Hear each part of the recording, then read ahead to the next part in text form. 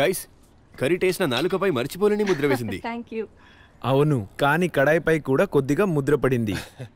అయ్యో అల్లుడు గారు, మీరు దీన్ని వదిలేయండి.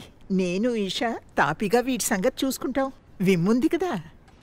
ఓకే, నేను వీళ్ళకి పెళ్లి పిక్స్ చూపిస్తాను. ఈయన మా బాబాయ్, ఇక ఇది వాళ్ళ ఫ్యామిలీ, ఇంకా ఇది. వారే వా, వాగ్దానం చేస్తున్నట్లుగా ఎంత బాగా యాక్టింగ్ చేస్తున్నారు. యాక్టింగ్ అంత సీన్ లేదు.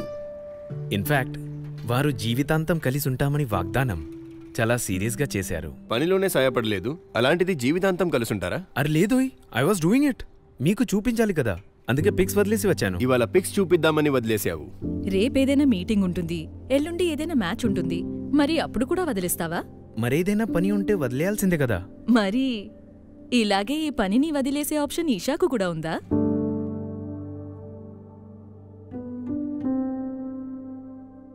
లేదు కదా. చూడమ్మా, మా ఇంట్లో పెళ్లి తర్వాత ఇది అమ్మాయిలు చేయాల్సిన పని.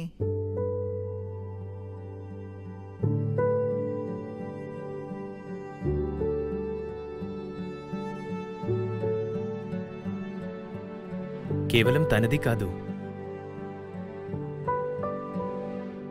మనందరి పని.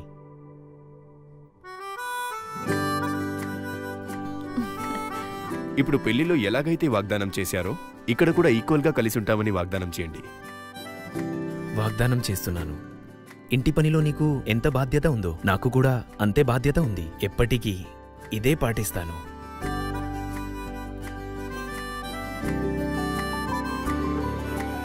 బంధంలో ఇద్దరూ ఈక్వల్ గా ఉన్నప్పుడు చేయండి ఈక్వల్ వాగ్దానం. మీరు కూడా వెళ్ళండి విమ్ పేజ్ లోకి, ఇక మాలాగే తీసుకోండి ఈక్వల్ వావ్.